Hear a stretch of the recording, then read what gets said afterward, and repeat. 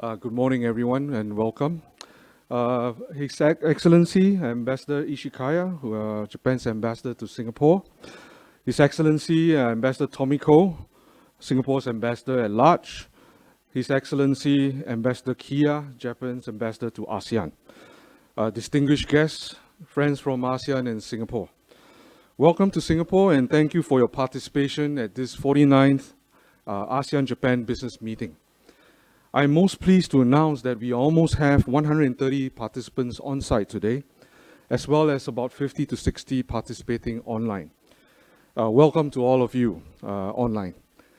The relationship between ASEAN and Japan is strong, stable, and vibrant.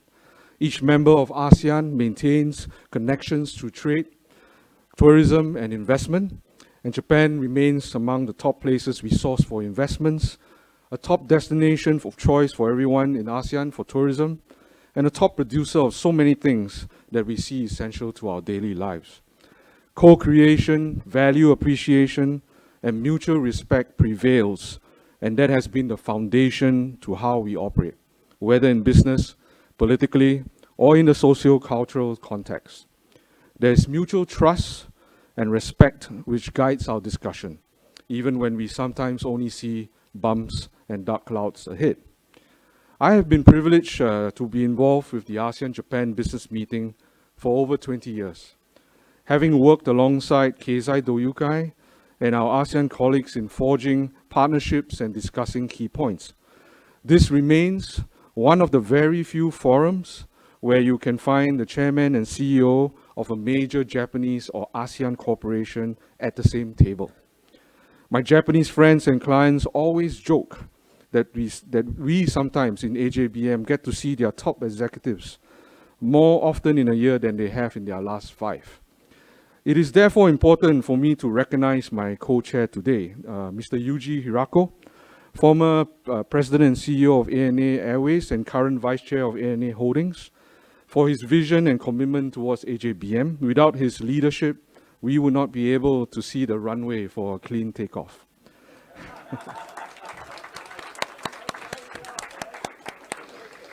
Next year will be the 50th edition of AJBM. In many respects, this 49th meeting here in Singapore serves as a showcase for a revamp commencing next year. In that regard, I'm also very grateful to Deloitte, Southeast Asia and Deloitte Japan, for expending a tremendous amount of precious resources to develop a work plan and establish a platform of discussions based on their experience assisting the World Economic Forum. In particular, I would like to thank Mr. Eugene Ho, CEO of Deloitte Southeast Asia, and Mr. Masato Sase, CEO of Deloitte Consulting Japan, and their respective teams for their efforts to make this meeting possible. We are hopeful that the revamp will take AJBM to bigger things and onwards to the next 50 years. This includes a more focused and targeted creation of pillars of discussion, 3 of which will be introduced to you today. Deloitte will lead the discussions on sustainable mobility and the digital experience, and Keizai Doyukai will lead the discussions on human resource value chain. These are all very key and important topics for us.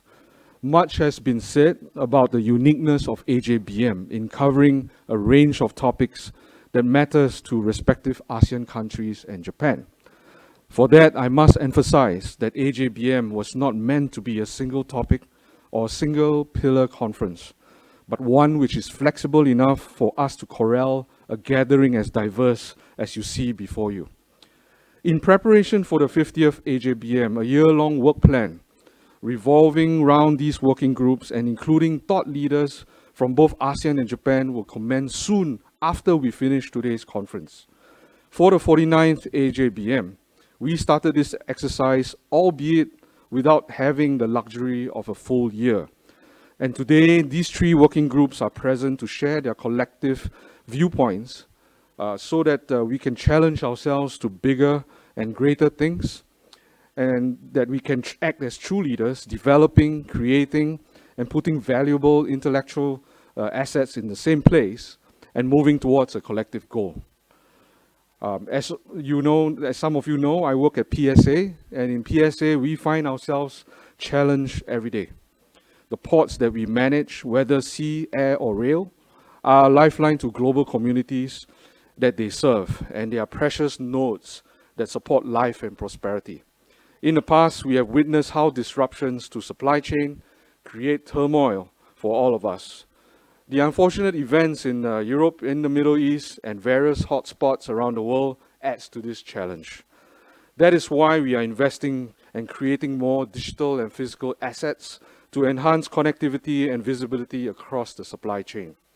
For us, trade must remain open and free. How we interact must be governed by a set of rules. We must always maintain mutual respect and understanding, just like what we have here in AJBM. I am deeply thankful for all of you joining us today. We look forward to today's sharing by the 3 working groups. Thank you and have a great conference. Thank you.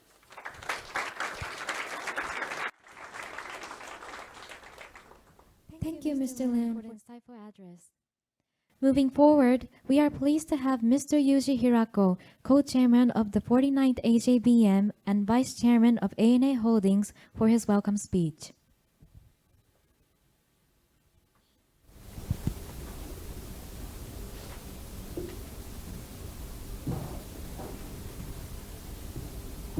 Good morning, everyone, and thank you very much for Cecil for your warmest remarks for me. I'm Yuji Hirako, the chairperson of the Japan ASEAN Committee of経済同友会, and the vice chairman of ANA Holdings, Japan's airline group. I'd like to start by expressing my gratitude to our distinguished guests, His Excellency Ambassador Tomiko, Ambassador at Large at Singapore's Ministry of Foreign Affairs, and Ambassador Hiroshi Ishikawa, the Ambassador of Japan to Singapore, Ambassador Masahiko Kia, the Ambassador of Mission of Japan to ASEAN, and Mr. Eugene Hall, CEO of Deloitte Southeast Asia. Thank you very much for joining us at the 49th AJBM today. I'd also like to thank Mr. Eugene Hall for his general support. Before beginning this meeting, I'd like to make a few remarks as the co-chair of this meeting. As you all know, this year, 2023, marks the 50th anniversary of ASEAN-Japan friendship and cooperation. This year, that year, 1973, is considered the beginning of this relationship, as it was the first time that Japan and ASEAN had a dialogue to resolve Japan's synthetic rubber issue. At that time, Japan was often perceived as a threat to the ASEAN economy, leading to widespread dissatisfaction and criticism toward Japan, and in some cases, even anti-Japanese movements. However, it is now recognized that the foundation for the subsequent relationship between ASEAN and Japan was established through the process of resolving this issue. The subsequent relationship referred to the Fukuda Doctrine proposed by then Prime Minister Takeo Fukuda in 1977, which calls for an equal partnership between ASEAN and Japan, and the creation of the heart-to-heart relationship through the people-to-people and cultural exchanges. Since then, ASEAN and Japan have achieved mutual economic growth while fostering a relationship of trust through economic cooperation and human resource exchange. In recent years, the rapid advancement of digital and AI technologies has increased the potential for significant changes in the global structure. In addition, we must address the global challenges such as climate change, pandemics, and energy and food scarcity. In light of these changes, there is a discussion taking place in Japan that the relationship between ASEAN and Japan needs to evolve into a partnership that collaboratively addresses global and regional challenges and creates a new model for the economic and social landscape. I believe this theme will also be discussed in the upcoming ASEAN-Japan commemorative Summit next month. The ASEAN-Japan Business Meeting, AJBM, will celebrate its 50th anniversary next year. The first AJBM was held in 1974 and aimed to address economic challenges within the ASEAN-Japan context from a private sector perspective, and to deepen mutual understanding and offer recommendations that would contribute to the economic growth. Following the first AJBM, we have been issuing recommendations necessary for the development of ASEAN and Japan. In 1981, we established a fund to promote industry in ASEAN, actively reflecting AJBM discussions in the economic policies of both sides. As I mentioned earlier, the global challenges and social issues that must be tackled by all of us together are on the rise in recent years. Therefore, as Cecil mentioned, we tried to change the style of the conference to become a platform where we can create a new economic and social value. In this AJBM, we will present the conference in a new style as a showcase leading up to the next 50th AJBM. At a later point, as Mr. Kitagawa, partner of Deloitte Thomas Consulting, will provide the details of the conference style, I just touch upon the concept. Firstly, the conference is designed to provide concrete solutions to individual issues. To achieve this, today's three themes have undergone prior discussions involving a wide range of executives and stakeholders. Secondly, the goal is to make this conference a platform that can create outcomes resulting in concrete actions. The session 3 focused on talent development and circulation comes from the previous AJBM. We plan to consolidate the discussion of this session and make specific recommendations to the Japanese government. We hope that you will enjoy the discussion in the upcoming sessions and actively participate in the conversations. Furthermore, we would greatly appreciate your feedback and comments, opinions, based on your experience today. Thank you for your attention.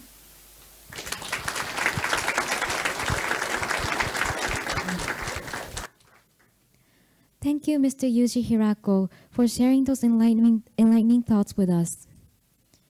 It gives me immense pleasure to introduce our honorary guest, His Excellency Mr. Koji Ishikawa, Ambassador of Japan to Singapore.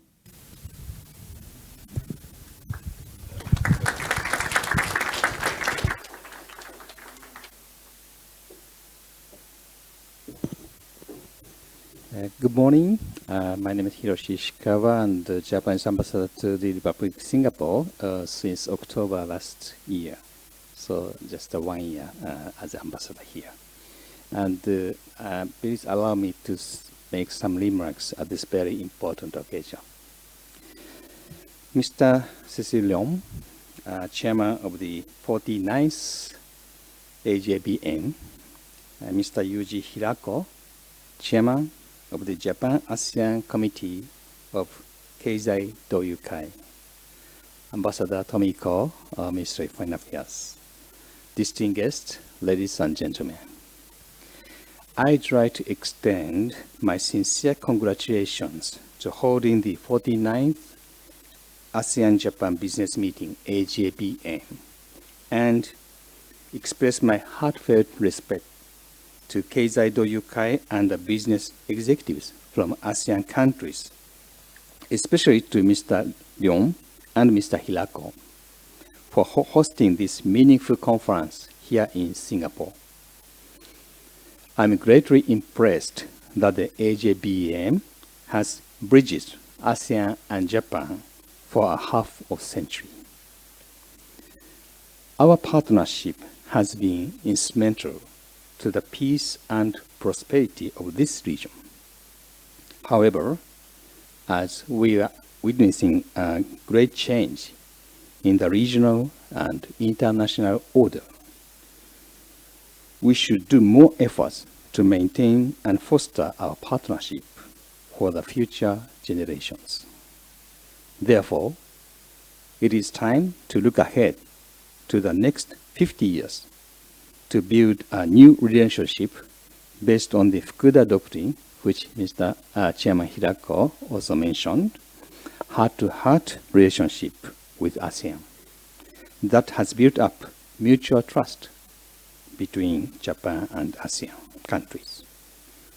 To mark the 50th anniversary of our friendship and cooperation, we plan to announce a new vision for ASEAN-Japan cooperation at the ASEAN-Japan Commemorative Summit in Tokyo this December. Needless to say, cooperation in the private sectors will be one of the essential keys for this new vision. It is very welcoming that the AJBM will lead discussion for the common challenges, including green, digital, and human resources in ASEAN-Japan. I believe that the ideal relationship of ASEAN and Japan will be realized by bringing together the experiences, skills, and vitality to deal with the various common challenges and to create our future together. Nowadays, there have been many efforts to deal with common challenges between Japan and ASEAN. The hydrogen and ammonia projects are a good example. They have a strong potential to realize realistic energy transitions towards decarbonization. I hope that this kind of a mutually beneficial relationship through sharing know-how while respecting the diversity of ASEAN countries, ASEAN members, leads to co-create the future of Japan and ASEAN relationship. I'd like to conclude my remarks by expressing once again my congratulations to Keizai Doyukai and to the business executives from ASEAN countries, and wishing that fruitful discussion in the meeting will lead a good start towards the new and brilliant friendship for the next 50 years. I thank you for your attention.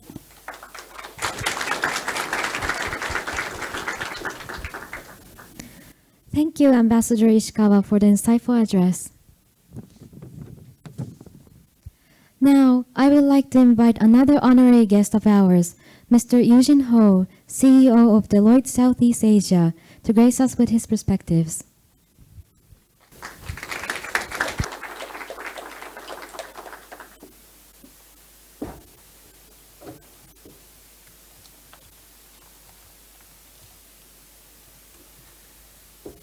His Excellency Professor Tommy Koh, Ambassador at Large, Ministry of Foreign Affairs Singapore, His Excellency Mr. Hiroshi Ishikawa, Ambassador Extraordinary and Plenipotentiary of Japan to Singapore, His Excellency Mr.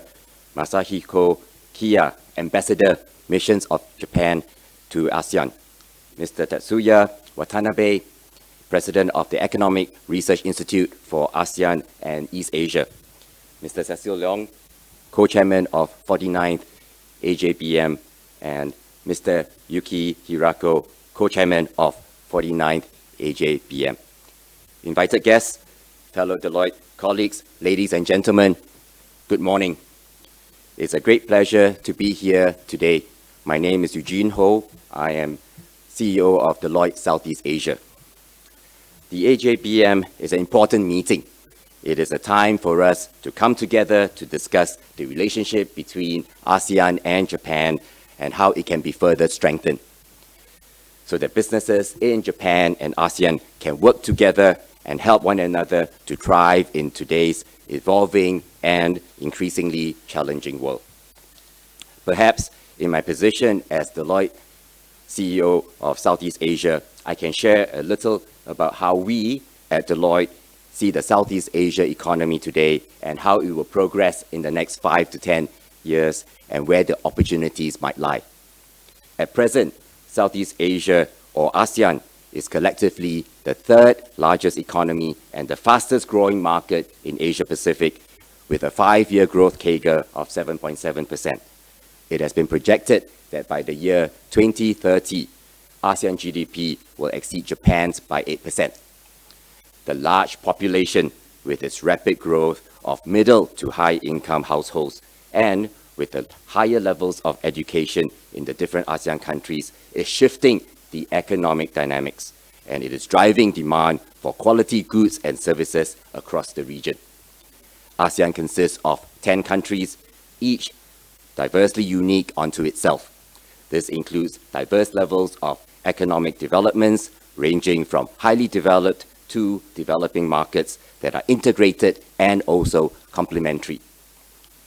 In the region, there are strong internal and external drivers that increase the region's importance, such as manufacturing and trading for both East and West developed countries.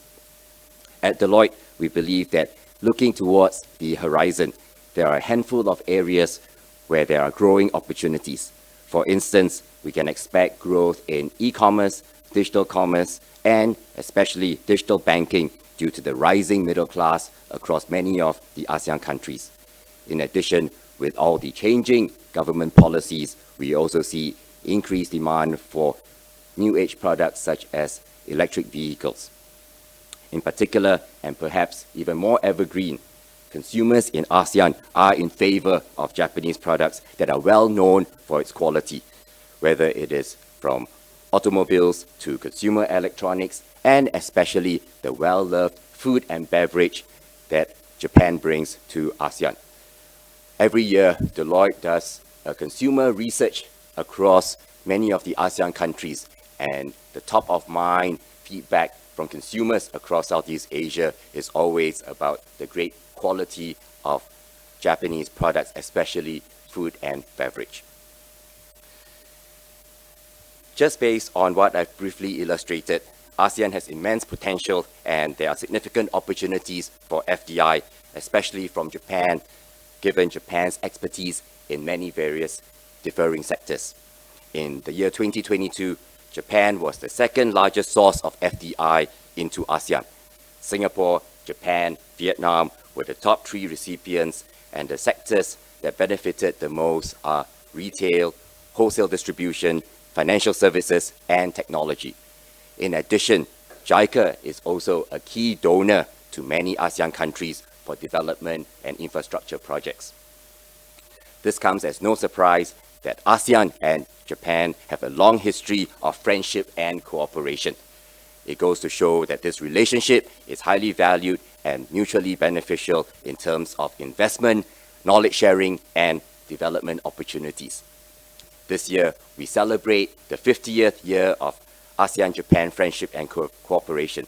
As we look forward for the next 50 years, I believe that the economic cooperation between ASEAN and Japan will continue to grow from strength to strength, working together to expand investment and co-create value in terms of areas that include climate and sustainability, digital technology and experiences, and talent development. These are themes that we will cover today.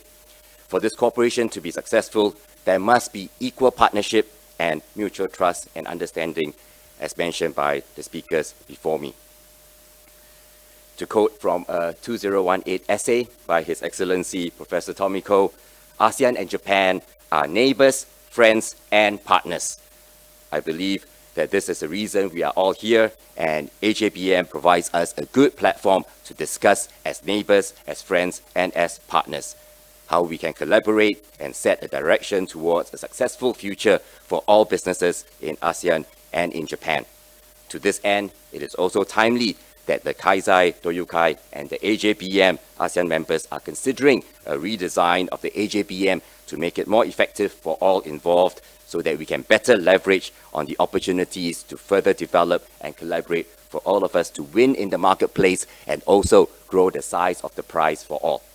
I wish everyone a fruitful meeting today, and I look forward to connecting meaningfully with you throughout the day. Thank you very much.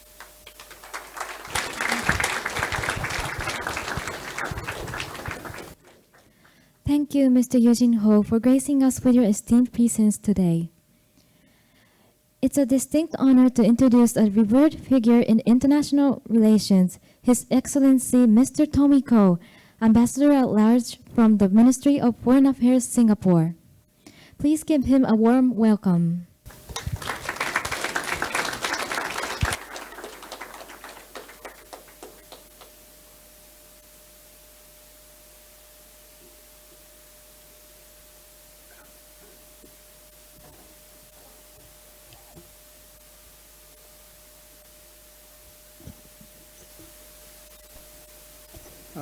I want to begin by thanking my friend, the Japanese co-chair, Mr. Hirako Yuji, for inviting me to be with you this morning and to share a few thoughts with you.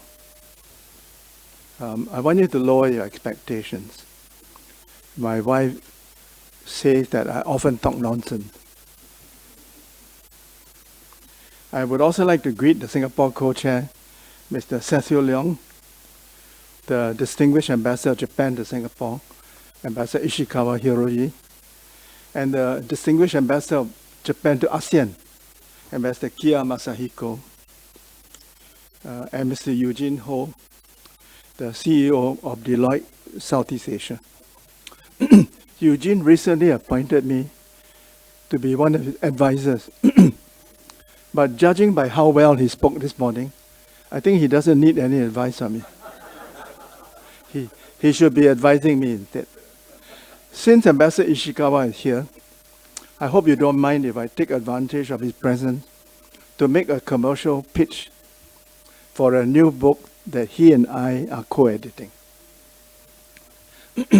Ambassador Ishikawa and I are editing a new book on Japan and Singapore, a tale of two countries and two peoples. And we hope to launch it next year, 2024. Please buy a copy. So now, in 1974, only 7 years after the founding of ASEAN, the Japan Association of Business Executives, Keisai Doyukai, launched a visionary initiative. It organized the first meeting of the ASEAN-Japan Business Meeting. And as you all know, this is the 49th edition of the meeting. Meetings such as this are important because they make a contribution to the building of friendships and mutual understanding between the peoples of Japan and ASEAN. I think Ambassador Ishikawa, we should nominate Keizai Doyukai for the ASEAN Prize. This year marks the Golden Jubilee of the ASEAN-Japan Friendship and Cooperation. Leaders of ASEAN and Japan will meet next month in Tokyo for a commemorative summit. But even before the summit, the two sides agreed in September this year to elevate their relationship to that of a comprehensive strategic partnership. The relationship between ASEAN and Japan is in an excellent state. And this is due in part to the Fukuda Doctrine, whose Golden Jubilee we will celebrate in 2027. Japan should be very proud of the fact that it is the country most trusted by the people of ASEAN. Yeah. On the economic front, ASEAN and Japan have marked this milestone with two major deliverables. I'll just briefly mention them.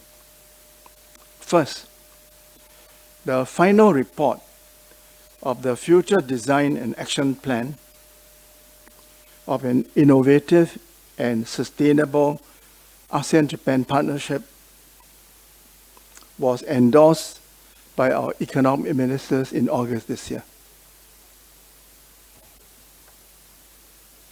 This is a comprehensive work plan that will chart the course of economic cooperation between Japan and ASEAN in the coming years, covering a wide range of areas, including science and technology and the exchange of human resource.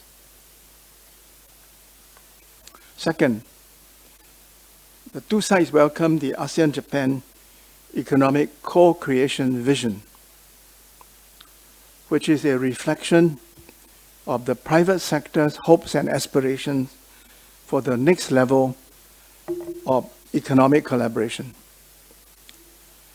The four pillars of this action are sustainability, open innovation, cyber and physical connectivity, and developing human resource. I believe that these two deliverables will ensure that Japan and ASEAN will remain highly competitive in the coming years. To prepare for this important milestone, Japan established a high-level expert panel consisting of members from the private sector and academia. Mr. Hirako is a member of this expert panel. I've studied the recommendations of the panel, which come under three pillars, and I'll just mention the three pillars. First, building a free and open, rules-based, and fair regional order. I think we in ASEAN support that. Second, building a society which fulfills economic development, sustainability, and fairness. This is such a wonderful vision. I particularly appreciate the inclusion of the word fairness, because the world is suffering from increasing inequality. And what we want in Japan and in ASEAN is growth with equity. And third, fostering mutual understanding and trust at the foundation of the new ASEAN-Japan partnership.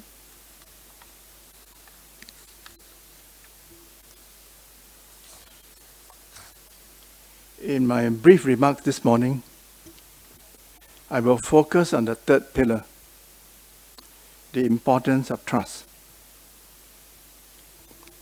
I'm a friend and admirer of a great American statesman, George Shultz. When I was the ambassador in Washington, Mr. Shultz was a Secretary of State or Foreign Minister. On the occasion of his 100th birthday, Mr. Shultz wrote an essay for the Washington Post. And this is what he wrote. He said, "I have learned much over time, but looking back, I'm struck that there's one lesson which I've learned early and then relearned over and over again." And what is this lesson? Trust is the coin of the realm. So let me repeat that. Trust is the coin of the realm. When trust was in the room, good things happen. When trust was not in the room, good things did not happen. I agree with George Shultz on the importance of trust. The relationship between the United States and Japan is in a very bad state. And the fundamental problem is that there's a complete absence of trust between Washington and Beijing. In contrast, the relationship between ASEAN and Japan is in an excellent state. And this is because there's a high degree of mutual understanding and trust between Japan and ASEAN. This is where AJBM can play an important part. Mutual understanding and trust between Japan and ASEAN should be built at all levels, not just between political leaders and bureaucrats, but also between business executives, entrepreneurs, students, scholars, journalists, environmentalists, parliamentarians, women leaders, youth leaders, athletes, artists, musicians, filmmakers, etc. Singapore will take over as the country coordinator for ASEAN-Japan relations next year, and we will have this responsibility for 3 years. I can say to you this morning with confidence that Singapore will work closely with Japan to bring this important and successful relationship to a higher level. Before I conclude, I want to make I have a message for my Japanese friends here, and I have a suggestion for my ASEAN friends. My message to my Japanese friends echoes what Eugene said earlier. We live in a very violent, turbulent, and divided world. In this world with many dark spots, ASEAN stands out as a bright spot. Apart from Myanmar, the region is at peace. The ASEAN economies are integrated and growing. And as Eugene said, according to some experts, by 2030, ASEAN could be the 4th largest economy in the world. Of all the regions of the world, this is the region that is most favorably disposed to Japan. So in your investment decision, I hope you will give priority to ASEAN. That's my message to my Japanese friend. My suggestion to my ASEAN friends. I noticed from reading the list of participants that we have friends from 5 ASEAN countries: Brunei, Indonesia, Malaysia, Singapore, and Thailand. We're missing 5 other ASEAN countries. We don't have friends from Cambodia, Laos, Vietnam, and Myanmar. So my suggestion to my ASEAN colleagues is that during your stay in Singapore, could you please consider launching an ASEAN Association of Business Executives, so that when you meet next year, there will be an ASEAN counterpart to経済同友会. I think the time has come for an ASEAN association to be formed. Yeah. Thank you very much.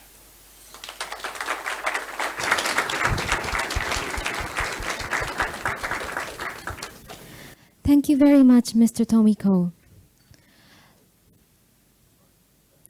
Ladies and gentlemen, thank you for your attention and participation so far.